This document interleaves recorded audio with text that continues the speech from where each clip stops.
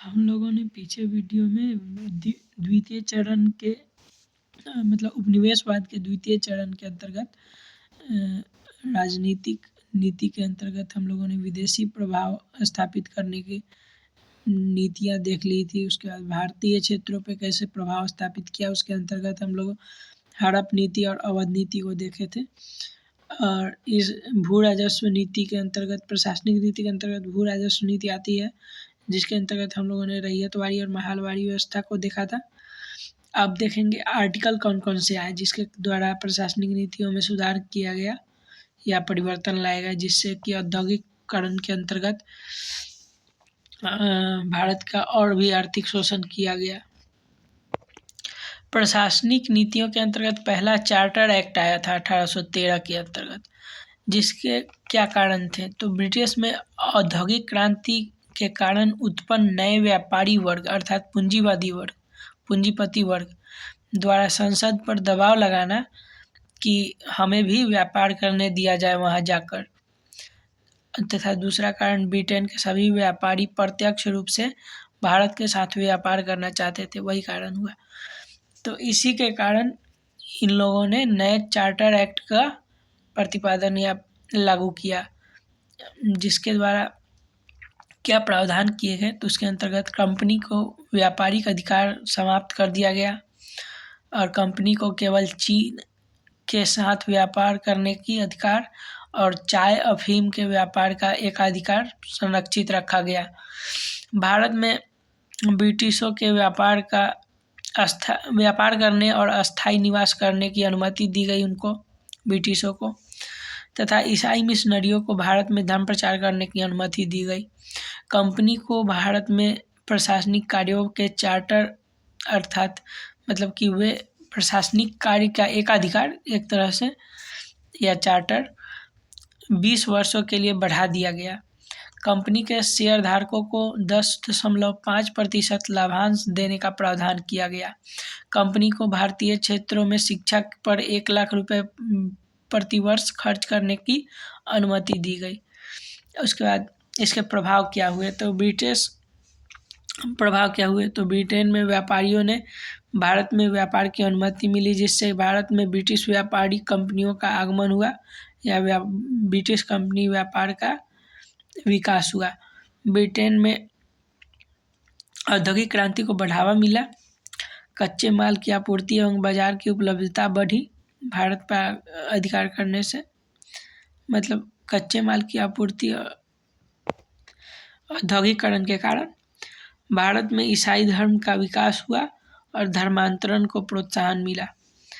भारत में क्या प्रभाव पड़े तो भारत में धन के निष्कासन का बढ़ावा मिला, कंपनियों के प्रवेश से भारतीय उद्योगों का पतन हो गया, कंपनियों के ने भारत में कृषि का वाणिज्यीकरण को बढ़ावा दिया, जिसके कारण खाद्यान्न फसलों का कम उत्पादन होने लगा, जिसके कारण भारत में गरीबी बेरोजगारी को बढ़ावा मिला, क्योंकि भारत में कृषि बाधित हो गई और उद्योगों का पतन हो गया। ये 2 मुख्य कारण थे जिसके कारण ये समस्याएं आई। उसके बाद पुनः कुछ संशोधन करके 1833 में फिर चार्टर एक्ट लाया गया, जिसको सेंट हेलेना अधिनियम भी कहते हैं। इसके मुख्य प्रावधान निम्न है कि इसमें अधिनियम के अंतर्गत सेंट हेलेना द्वीप पर ईस्ट इंडिया कंपनी से इस द्वीप को लेकर ब्रिटिश क्राउन को सौंप दिया गया। इसके द्वारा कंपनी का व्यापारिक एकाधिकार पूर्णतः समाप्त कर दिया गया और चाय और चीन पर जो अधिकार चीन से व्यापार करने का जो अधिकार था, दोनों को भी समाप्त कर दिया गया। कंपनी के प्रशासनिक अधिकार को 20 वर्षों का चार्टर दिया गया। बंगाल के गवर्नर जनरल को भारत का गवर्नर जनरल घोषित कर दिया गया और पहले गवर्नर जनरल भारत के जो थे वो थे लॉर्ड बेंटिंग बना दिया गया, मतलब लॉर्ड बेंटिंग को पहला भारत का गवर्नर जनरल बना दिया गया। बंगाल के गवर्नर जनरल के अधीन मद्रास और बम्बई के गवर्नर जनरल को कर दिया गया। इस एक्ट के द्वारा भारत के गवर्नर जनरल को दास प्रथा उन्मूलन के कानून बनाने के अधिकार दिए गए। ये केवल मतलब कंपनी को जो प्रशासनिक अधिकार का 20 वर्ष का चार्टर दिया गया, ये केवल प्रशासनिक अधिकार के लिए था। व्यापारिक अधिकार पूर्णतः समाप्त कर दिए गए, मतलब कोई भी व्यापार पर एकाधिकार इनको नहीं दिया गया। उसके बाद क्या है, इस एक्ट के द्वारा भारत में गवर्नर जनरल को हो गया। 1843 में दास प्रथा का अंत किया गया और गवर्नर जनरल परिषद की विधि सदस्य को शामिल किया गया। प्रथम विधि सदस्य मैकाले को बनाया गया। भारतीय शिक्षा पर 10 लाख रुपए प्रतिवर्ष व्यय करने का भी प्रावधान किया गया। इसके बाद तीसरा चार्टर एक्ट आता है 1853 के अंतर्गत। इसके अंतर्गत क्या प्रावधान किए गए, तो इसके अधिनियम के अंतर्गत कंपनी को आगे के लिए कोई चार्टर नहीं प्रदान किए जाने का प्रावधान किया गया। अर्थात ब्रिटिश संसद द्वारा कंपनी का शासन किसी भी वक्त समाप्त कर दिया जा सकता था। कोर्ट ऑफ डायरेक्टर में सदस्यों की संख्या 24 से घटाकर 18 कर दी गई, जिसमें 6 सदस्य और जोड़े गए जो कि क्राउन द्वारा मनोनीत किए जाते थे। गवर्नर जनरल की परिषद में 6 सदस्यों को जोड़ा गया, उसके विधायी व कार्यपालिका के कार्य अलग अलग कर दिए गए। इस अधिनियम द्वारा जाति लिंग जन्म में भेदभाव से मुक्त खुली प्रतियोगी परीक्षा का प्रावधान किया गया। कौन? Civil service. 1857 की क्रांति के बाद 1858 का भारत शासन अधिनियम लाया गया, जिसके तहत भारत में कंपनी का शासन समाप्त कर दिया गया तथा शासन ब्रिटिश क्राउन को सौंप दिया गया। तो ये रहा मुख्य एक्ट जिसके द्वारा भारत पर औद्योगिक चरण, दूसरा औद्योगिक चरण का राजनीतिक प्रभाव पड़ा, प्रशासनिक परिवर्तन किया गया। अब आता है आर्थिक परिवर्तन। द्वितीय चरण के अंतर्गत जो आर्थिक बदलाव किए गए उसके अंतर्गत 3 मुख्य कार्य किए गए। एक कृषि का वाणिज्यीकरण, दूसरा उद्योगों का पतन जिसको कहते हैं विऔद्योगिकरण, तीसरा धन का निष्कासन। तो पहला कृषि के वाणिज्यीकरण को देखते हैं। ब्रिटिश औपनिवेशिक शासन के दौरान औद्योगिक क्रांति को सफल बनाने के उद्देश्य से भारत में उद्योग आधारित फसलों के उत्पादन को बढ़ावा दिया गया। उद्योग आधारित फसलों के उत्पादन को कृषि का वाणिज्यीकरण कहा जाने लगा। मतलब उद्योग के उद्देश्य से जो फसलें उत्पादित की जाती थी उन फसलों को कृषि का वाणिज्यीकरण कहा जाता था। उत्पादक का उन फसलों का उत्पादन को, जैसे कि कपास, नील, चाय, कॉफ़ी, तंबाकू आदि। इसका कारण क्या था, तो ब्रिटेन में उद्योगों के लिए कच्चे माल की आपूर्ति सुनिश्चित करना था। भारतीय कृषकों द्वारा उच्च आय की आशा में वाणिज्यिक कृषि किया जाना, बागान मालिकों का उदय होना, मतलब बागान मालिक वर्गों का उदय होना, जिसमें उद्योग के लिए बागान कृषि का विकास किया। मतलब जैसे कि चाय बागान खरीद करके वो एक खेती करवाते थे अंग्रेज, तो उससे बागान मालिकों के वर्ग का उदय हुआ। ब्रिटेन पर क्या प्रभाव पड़ा और भारत पर क्या प्रभाव पड़ा, तो ब्रिटेन में कच्चे माल की आपूर्ति सुनिश्चित हुई, जिससे ब्रिटेन में औद्योगिक क्रांति सफल हुई। ब्रिटेन में पूंजी का विकास हुआ तथा कच्चे माल व बाजार के माध्यम से भारत में धन का निष्कासन होने लगा और भारत से धन ब्रिटेन जाने लगा, तो ब्रिटेन को लाभ होने लगा। भारत पर क्या प्रभाव पड़ा, तो कच्चे माल के अभाव के कारण भारतीय उद्योग पतन में चले गए। कृषि का मुख्य लाभ बिचौलियों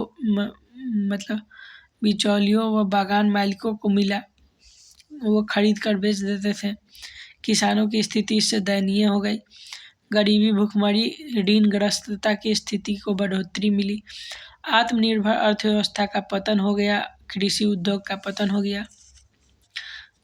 आत्मनिर्भर अर्थव्यवस्था का मतलब है कि जैसे पहले होता था तो भारत पहले कृषि उत्पादन करता था और उसी को प्रोडक्ट यानी उत्पाद में बदलकर, जैसे कि रुई उत्पादन करता था तो खुद बुनाई करता था, सूत काटता था और सूती कपड़ा बनाता था, रेशमी कपड़ा बनाता था, तो उससे आय उसको होता था। तो ये कुटीर उद्योग जो थे वो सभी मतलब उस उत्पादन का खपत करते थे, लेकिन औद्योगिकरण के कारण सारा माल अंग्रेज खरीद लेते थे और औने पौने दामों पर खरीद कर वो इंग्लैंड भेज देते थे, यानी ब्रिटेन।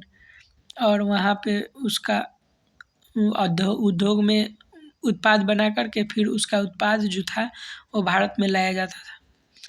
तो इसके कारण जो है भारत की जो अर्थव्यवस्था थी उद्योग की वो समाप्त हो गई, क्योंकि वहाँ मशीन हो गए थे। मशीन ज़्यादा उत्पादन कम समय में करते थे और कम लागत में करते थे, जिससे कि यूरोपीय उत्पादों की मांग बढ़ने लगी, क्योंकि वो सस्ते होते थे, जबकि भारतीय वस्तुओं की मांग घटने लगी। उससे औद्योगिक पतन हो गया भारत के उद्योग का। निष्कर्ष क्या है? तो कृषि के वाणिज्यीकरण की व्यवस्था में भारत के कच्चे माल के उत्पादन व तैयार माल के बाजार के रूप में परिवर्तन कर दिया गया, जिससे परिणाम स्वरूप भारतीय आत्मनिर्भर अर्थव्यवस्था का पतन हो गया। इसके 2 प्रश्न थे। मेंस कैसे पढ़े और लिखे, तो इसके बारे में हमें बताया गया है, इसको आप पॉज करके देख लीजिएगा। उसके बाद आर्थिक नीति क्या है?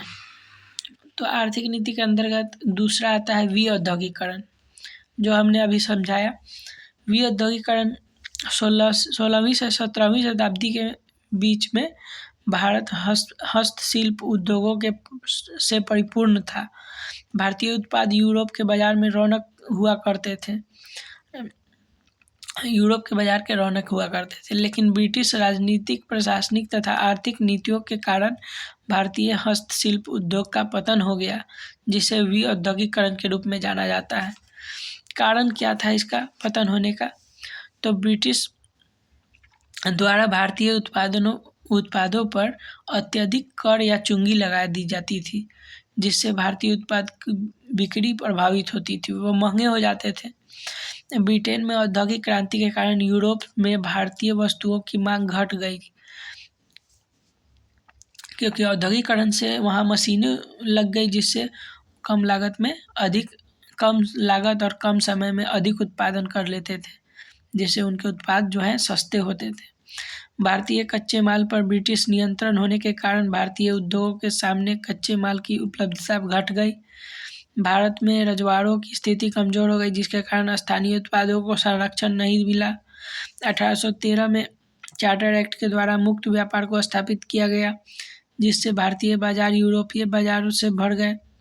यूरोपीय वस्तुओं के भरने के कारण भारतीय उद्योग बंद हो गए।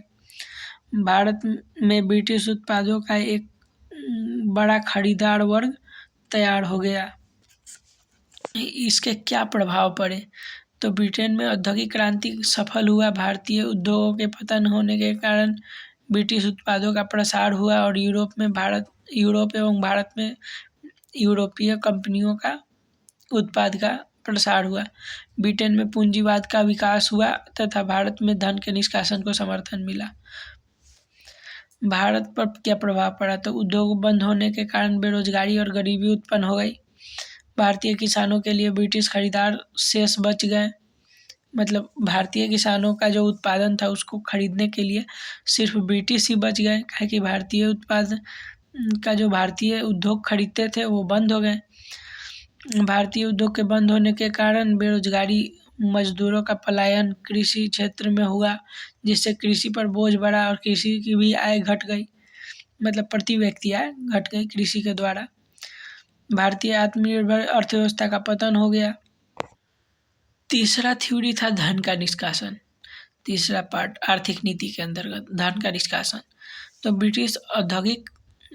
ब्रिटिश औपनिवेशिक शासन के दौरान भारतीय उत्पाद व पैसे तथा संसाधन ब्रिटेन जाना तथा बदले में भारत को कुछ नहीं प्राप्त होना धन का निष्कासन कहलाता है। मतलब पैसे और उत्पाद दोनों भारत जाते थे और बदले में भारत को कुछ नहीं मिलता था, इसी को कहते थे धन का निष्कासन। इस माध्यम क्या था, इसका तरीका क्या था जिससे कि धन का निष्कासन हुआ? सर्वप्रथम दादा भाई नौरोजी ने ब्रिटिश के धन के निष्कासन का उल्लेख poverty and un-British rule of India poverty and un-British rule in India नामक पुस्तक में बताया। इस विचार को रखा। इस विचार या सिद्धांत का समर्थन अर्थशास्त्री रानाडे आर.सी. दत्त ने भी किया। भारत में भारत से धन का निष्कासन को निम्न माध्यमों से स्थापित किया गया। भारत से प्राप्त लगान व कर, ब्रिटिश पदाधिकारी और कर्मियों को वेतन भत्ते और पेंशन, ब्रिटेन में बैठे हुए सचिव, भारत के सचिव व अन्य को प्राप्त वेतन, निवेश पर दे ब्याज राशि, जैसे कि रेल पर 5% ब्याज दिया जाने लगा। मतलब ब्रिटिश वहाँ से यहाँ निवेश करते थे और इन्हें ब्याज दिया जाता था। भारत में बिकने वाले ब्रिटिश वस्तुओं से प्राप्त आय, भारत में कच्चे माल, वस्तु आदि का ब्रिटेन भेजा जाना, ये सभी ऐसे हथकंडे अपनाए जिससे भारत से धन ब्रिटेन भेजा जाने लगा। मतलब ब्रिटेन धन का निष्कासन किया जाने लगा। इसके क्या प्रभाव हुए? तो ब्रिटेन पर अच्छे प्रभाव हुए, जैसे ब्रिटेन में पूंजीवाद को बढ़ावा मिला, ब्रिटेन में औद्योगिक क्रांति सफल हुई, ब्रिटिश शक्ति का विस्तार हुआ, भारत में वर्चस्व स्थापित होने में मदद मिली, ब्रिटेन प्रथम और द्वितीय विश्व युद्ध में भारतीय संसाधनों से लाभ मिला। जबकि भारत पर क्या प्रभाव? तो भारतीय अर्थव्यवस्था में आत्मनिर्भरता समाप्त हो गई, भारत में घोर गरीबी और भुखमरी, अकाल जैसी स्थिति उत्पन्न हो गई, भारत में उद्योग एवं कृषि में निवेश के अभाव के कारण उनका पतन हो गया, और उद्योग और कृषि के पतन के कारण यहाँ की आत्मनिर्भर अर्थव्यवस्था समाप्त हो गई। तो ये था धन का निष्कासन का पूरा क्रियाकलाप। 2 ऐसे रॉबिन्जो क्रूसो कहते हैं कि भारतीय वस्तु ब्रिटेन में बाजारों में भरे पड़े थे, यहाँ तक कि घरों के कमरे, दराजे, अलमीरा भी भारतीय कपड़ों से भरे हुए होते थे।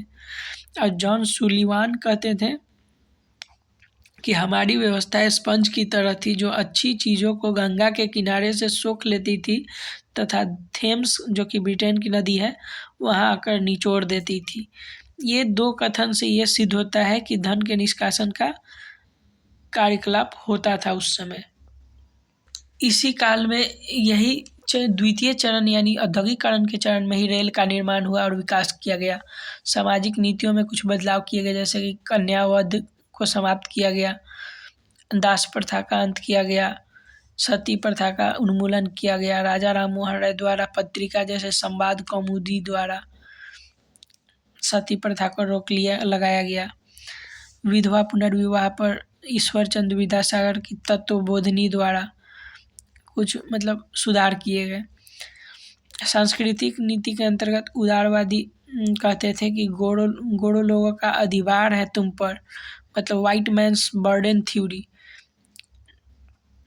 हम लोग को वो सुधारने आए हैं। अंग्रेजी शिक्षा को प्रोत्साहित किया उदारवादी लोगों ने, जबकि उपयोगितावादी लोगों ने कहा कि भारत में कानूनी व्यवस्था के माध्यम से परिवर्तन किया जाए। यह सांस्कृतिक नीति थी जो कि 1813 से 1858 के अंतर्गत प्रदर्शित की गई। तो ये कुछ मुख्य प्रावधान थे जो कि हम लोगों ने पढ़ा। उपनिवेशवाद के प्रथम चरण अर्थात वाणिज्यिक पूंजीवाद, द्वितीय चरण अर्थात औद्योगिक पूंजीवाद जो कि 1813 से 58 तक चला। अब इसके बाद तीसरा चरण पढ़ेंगे, वित्तीय चरण 1858 से 1947 तक का। इसमें ब्रिटिश व्यापार पहले करने आते हैं, उसके बाद शासन स्थापित करते हैं, उसके बाद उपनिवेशवादी शासन स्थापित करते हैं, उसका शोषण करना स्टार्ट करते हैं, जिसका विरोध होता है और विद्रोह का रूप लेता है, जिसके अंतर्गत 1857 की क्रांति, जनजाति विद्रोह, किसान विद्रोह शामिल है। तो ये पूरा चैप्टर समाप्त हुआ। तो इसके अंतर्गत हम लोगों ने ये एक्ट देख लिया, उसके बाद प्रशासनिक नीति, राजनीतिक नीति देख लिया। अब इसके अंतर्गत प्रशासनिक नीति देख लिया, चार्टर एक्ट ये सब देख लिया, भू राजस्व नीतियाँ देख लिया, आर्थिक नीति के अंतर्गत वाणिज्यीकरण देख लिया, धन का निष्कासन देख लिया, उद्योगों का पतन यानी विऔद्योगिकरण भी देख लिया। उसका सामाजिक नीति के अंतर्गत सामाजिक सुधार कानून और सांस्कृतिक क्षेत्र में सुधार, ये सभी मुख्य कारण थे जो कि औद्योगिक चरण यानी उपनिवेशवाद के दूसरे चरण के अंतर्गत देखे गए। ये सभी परिवर्तन। तो ये था ब्रिटिश उपनिवेशवाद के उदय के अंतर्गत वाणिज्यिक चरण और ये था औद्योगिक चरण। अब देखेंगे वित्तीय पूंजीवाद अर्थात वित्तीय चरण, जिसमें 1858 से लेकर 1947 तक का काल देखा जाएगा।